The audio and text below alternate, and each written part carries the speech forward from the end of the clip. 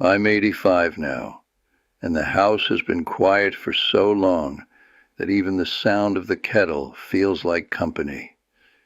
It wasn't always like this. I used to complain about noise. Toys on the floor, doors slamming, someone always calling Dad from another room. Back then, I thought peace would feel like relief. It doesn't. It feels like something has been taken and not returned. I still wake up early. Old habit. My body doesn't know I've got nowhere to be.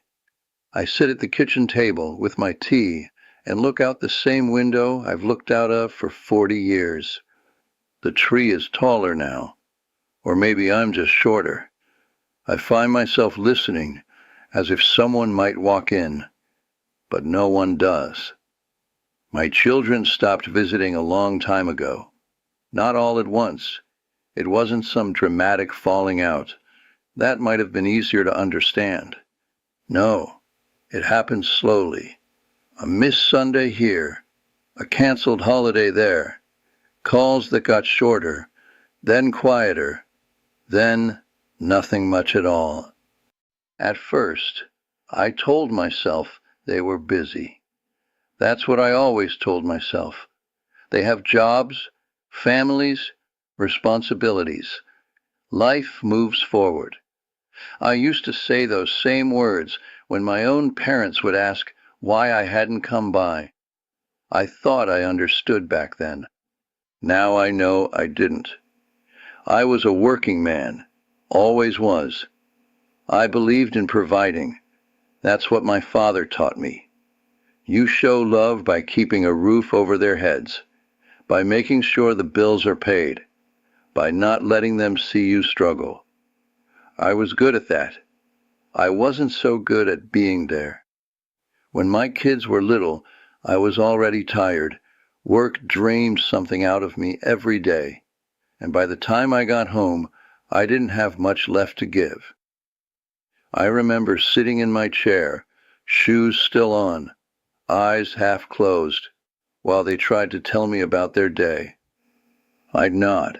Sometimes I'd even smile, but I wasn't really listening. I thought there would be time later. Weekends maybe, holidays, a better moment when I wasn't so worn down. But weekends filled up. There was always something to fix, somewhere to be, something more important that needed doing. Important. That word feels different now. I remember one evening, my son must have been about 8. He stood in the doorway holding a drawing, said, "Dad, look what I made." I told him, in a minute. I don't remember ever getting up to see it. That moment stayed small at the time, just another ordinary day. But I think about it now more than I'd like to admit. There were many moments like that. They don't shout when they happen. They whisper, easy to ignore. I missed school plays. Not all of them, but enough. I'd show up late, sit in the back, slip out early. Told myself it was better than nothing. My daughter used to wait by the window when she was young.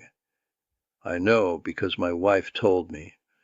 She keeps looking out, waiting for your car, she said once. I laughed it off, said, "Well, I've got to work, don't I?" I thought that was the end of the conversation. It wasn't the end for her. Children don't argue much about these things.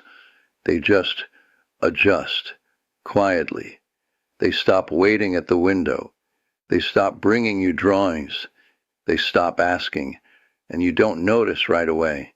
Life keeps moving. They grow up. They become independent, and you think, I did my job.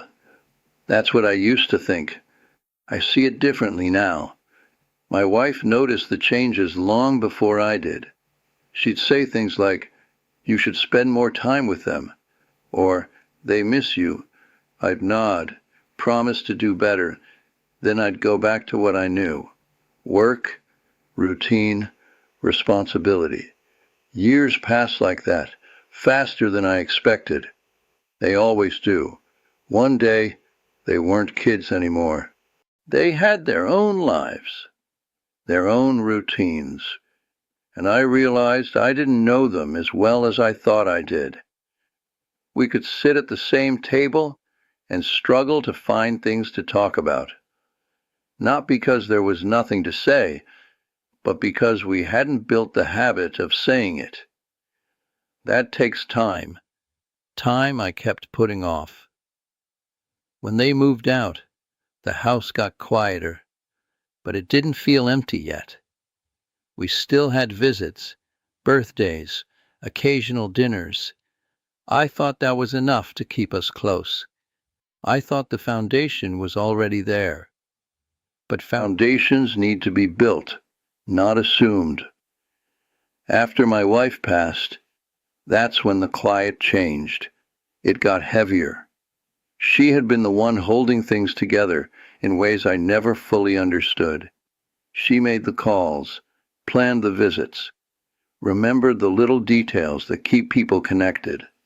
Without her, I realized I didn't know how to do those things, or maybe I had never learned. The visits became less frequent after that. Not out of cruelty, just distance. Life pulling them in other directions. I didn't reach out much either. I told myself I didn't want to bother them, but if I'm honest, I think part of me didn't know what to say. What do you say after years of not really saying anything? Hello feels small. Come see me feels like a request you haven't earned. So I stayed quiet, and they stayed away.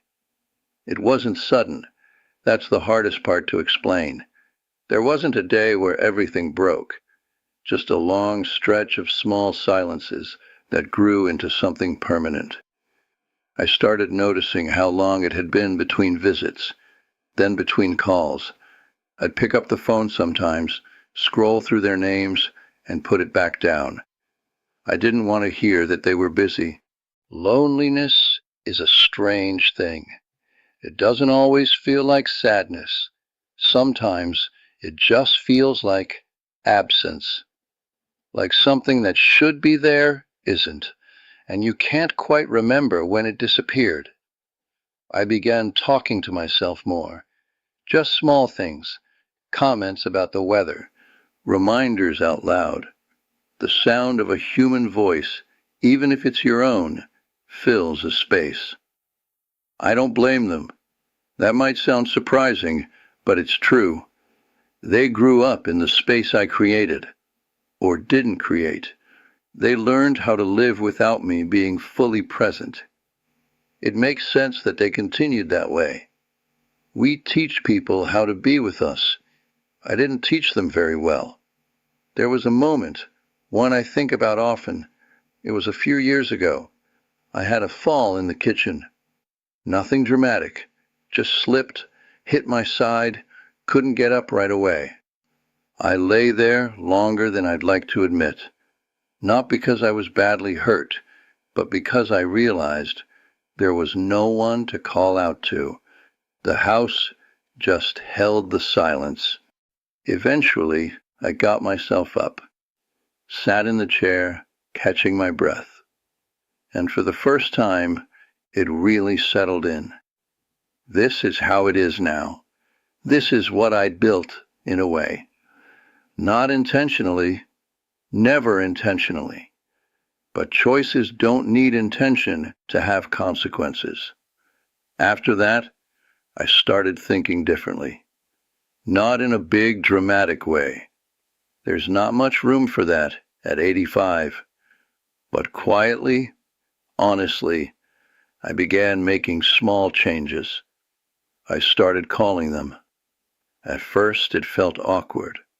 The conversations were short, polite, careful, like we were both walking around something we didn't quite know how to face.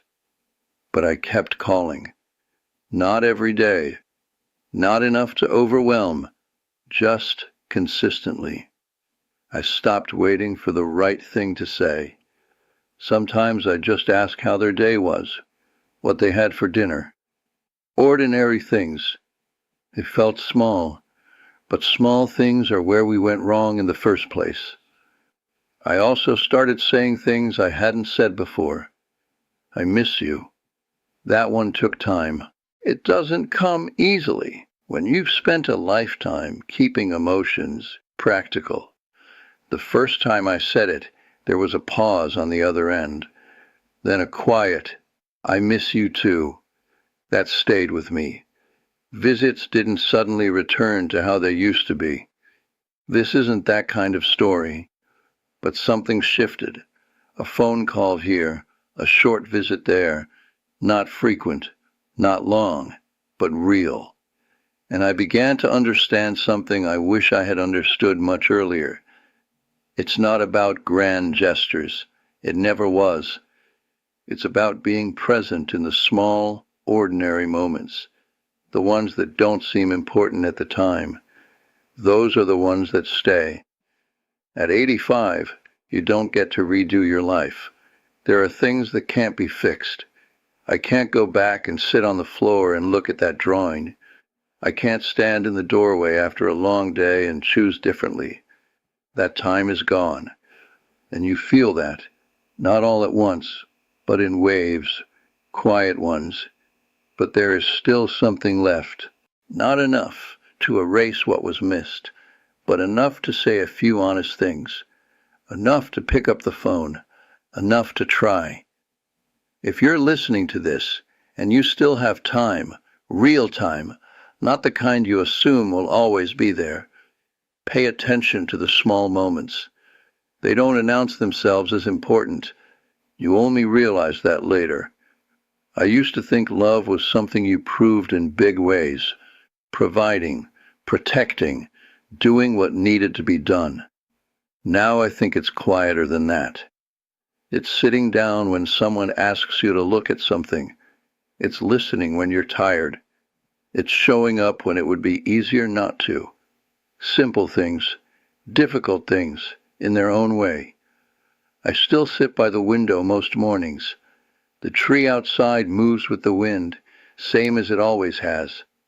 Sometimes the phone rings, sometimes it doesn't. But now, at least, I don't just wait. I reach. And that, small as it is, makes the quiet a little less heavy. If this meant something to you, don't wait too long to say the things that feel small. They aren't.